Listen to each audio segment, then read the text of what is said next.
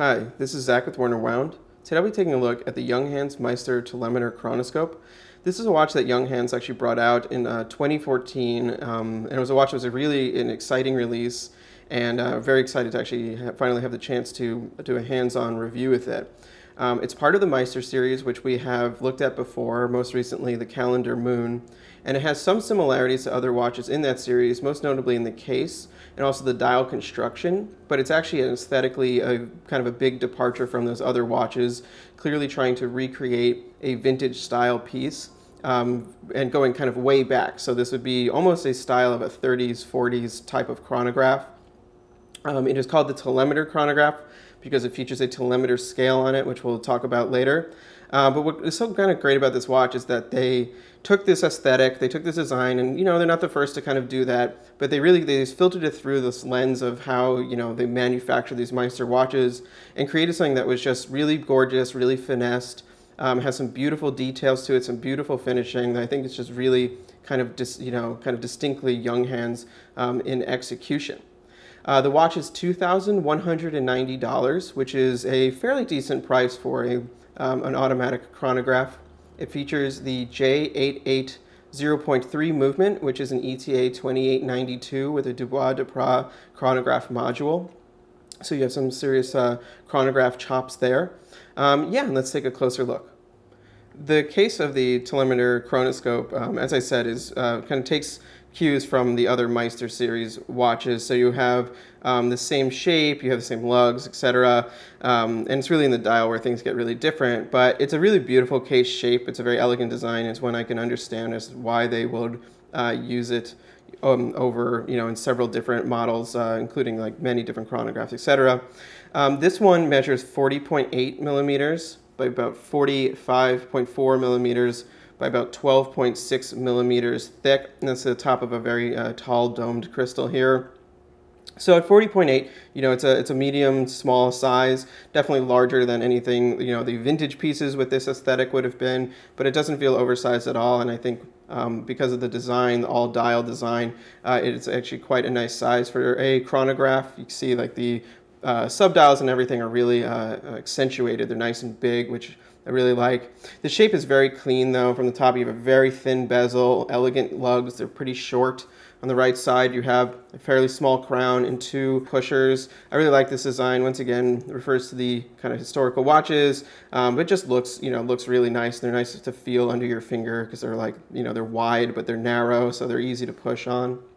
Looking at it from the side, you can see how the case shape is a little bit more dramatic than you might realize. The whole thing is bowl shaped. And this is kind of one of the really nice things about the design that makes it very easy to wear, because even though it is 12.6 millimeters, which actually isn't really that aggressive for chronographs, which we often see at 15, 16 millimeters, the bowl shape makes it sit in your wrist a little bit, so just more comfortable. And since it quickly recedes under, it's not a slab side, visually it's just there's just like less mass to kind of see, so it just makes the whole thing wear more elegantly, more thin. And the fact that it's all polished too, I think works towards that. You can see from this side also the shapes of the pushers, that they're little ovals and they go into little sleeves. I think that's all just very nice, very elegant. I mean, Junghans considers every detail, so those just feel just right. On the edge of the crown here, you have a little Junghans star logo. Looking at the watch from the back now, you have a big display window showing off that 2892 base movement.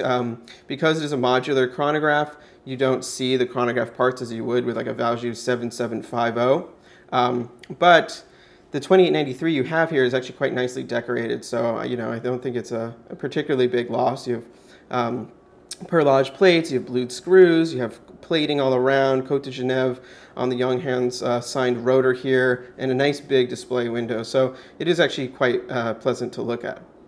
The crystal of the Chronoscope is really gorgeous, and this is another thing you'll find across the Meister line as well as the Max Bill line. And it is also, though, a point of contention for a lot of people. So Junghans uses acrylic crystals with a Secrolon coating. The Secrolon coating is like a scratch-resistant coating to basically make the acrylic more durable.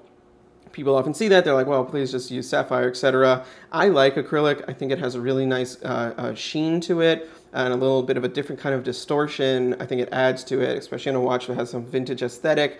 It does kind of bring almost like a warmth to everything. That said, there's no way around that. You do have to be a little bit more careful with this. I mean, if you're, really aggressive, you smack watches into things, you do have to be concerned with that. But, for daily wear, I wear a lot of vintage watches. I personally think, acrylic is totally safe, and that Secret coating should prevent from, your kind of basic hairline scratches that you would get from, rubbing or something like that. But yeah, I mean, it's point contention, but I really am on the side of that. It's aesthetically correct.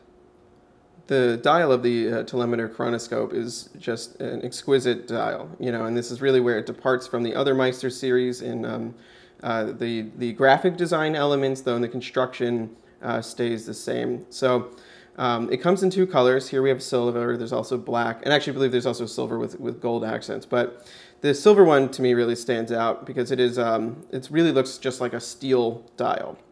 And it has brushing on it, circular brushing, so the thing feels like it's all metal, which to me is also kind of a very vintage feeling watch. With the metal and the red telemeter, it actually looks a lot like some vintage galets, which are absolutely gorgeous watches. So I really like that kind of subtle feeling there. And you have a bunch of different indexes going on, so there's actually a lot going on with this dial. But because of both the shape of the dial and the arrangement of them, it is actually still fairly legible and very easy to read. So the primary hours here you have are, Arabic numerals, very clearly indicated here with black edge and then kind of a parchment color loom, very easy to read. Around those you have a minute and chronograph seconds index, so that one gets a lot more fine. And it's much smaller, it's all in black, numerals every 5 units, lines between them, and then sub-second lines for the chronograph. It's kept very small. It's very easy to look at, just read at a glance rather. And then with both the hour and that index, they're only cut off because the subdial is at 3 and 9, but things feel kind of very balanced, like the way this subdial hits just that mark perfectly. I really like that, it feels like that spacing was really intentional. Then part of what makes this dial so beautiful that you can see here is that it is extremely domed, and this is also true with the other Meister series, and that actually works to kind of help separate out these other two indexes. So the dial really curves down quite dramatically from this point down, and that's where you have the telemeter index, which is on the inside, and a tachometer, which is on the outside. So these are, two classic chronograph indexes. You're probably most used to seeing the tachometer. You see that on a lot of racing watches, Speedmasters, etc. And that is for measuring speed. A telemeter is actually used for measuring distance. And the best example, even though it's not one you're likely to even really use too often, is like to measure the distance of lightning, a lightning strike. So if you saw a flash of lightning, you'd start the chronograph and you'd stop it when you heard the sound, and that would tell you in kilometers, I believe, the distance there. So yeah, I mean, that's just, that's what it's used for. It's really more of a throwback to those vintage watches, and it's beautifully executed, I think. So, you have this silver goes to like actually kind of a white area here, and that helps bring the red out, and just that hint of red. I really like a little bit of color on a dial, but it has to be done right, and here is done right. It's not garish at all. It's just separating out that information. It creates actually nice boundaries between different things. So, it just looks great. And even though there's a lot of little numbers here, everything is pretty clear because you just look at one thing at a time, which I really like.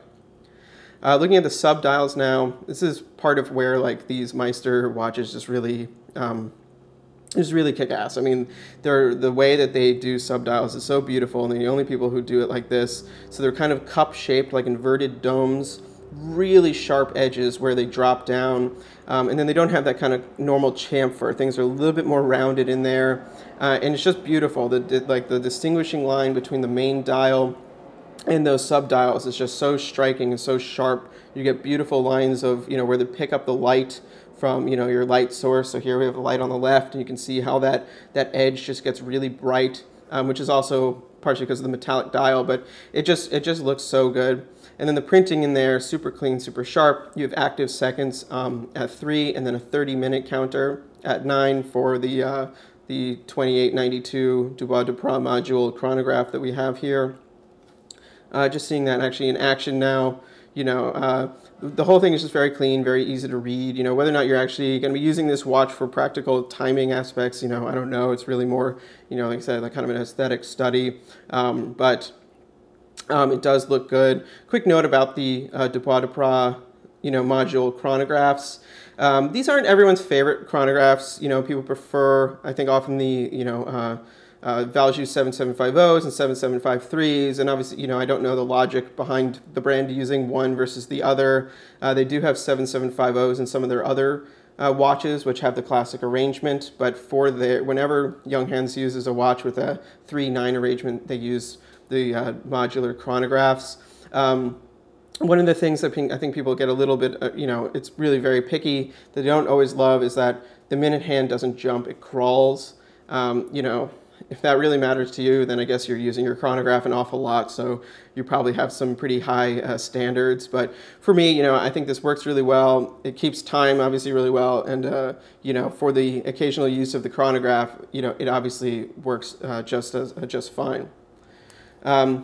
Now quickly looking at the hands, another departure for the series, you have more of kind of a classic Roman sword hand with a pointed tip, so that gives it a much more kind of sporty feel, even a bit of a military feel, which I like. I think they look really nice.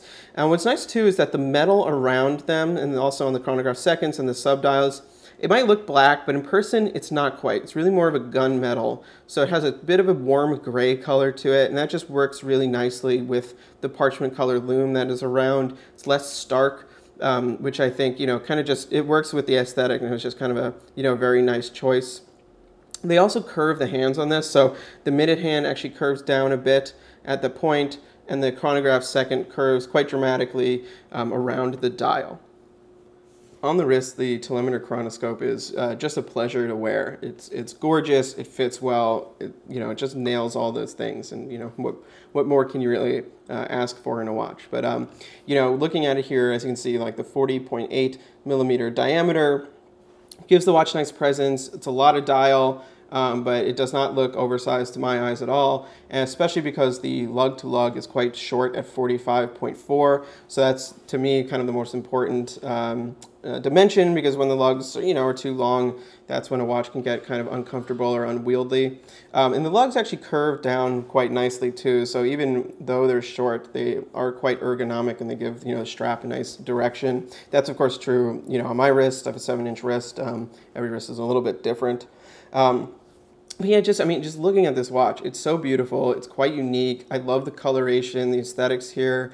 It's sporty, but it's refined. It's definitely a very versatile watch. It gives you, you know, clearly a very vintage feel, but through a very modern lens and through a modern build. So, you know, if you're interested in vintage pieces, like, you know, I even personally, I would be a little hesitant to buy many chronographs from the 1930s, 1940s.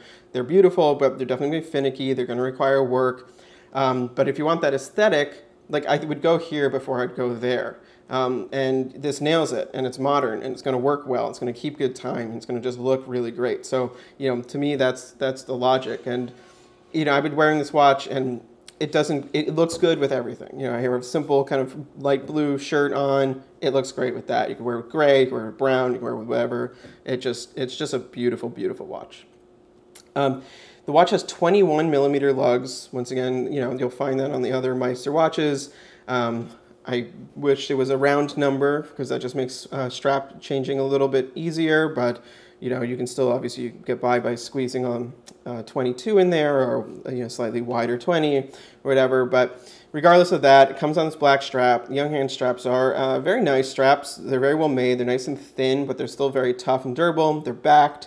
They have folded edges, stitching, a taper. Very nicely constructed. Definitely fits the style of this watch well, because it's a little bit formal, but it's not a dress strap. You know, it's not like glossy or anything like that, but it does, you know, it works with the kind of in-between aesthetic you have going on here. I don't know if I personally would have put it like on a black strap to start. I feel like it's a little bit severe. I like some of the softer colors and tones going on here with the silver and the parchment.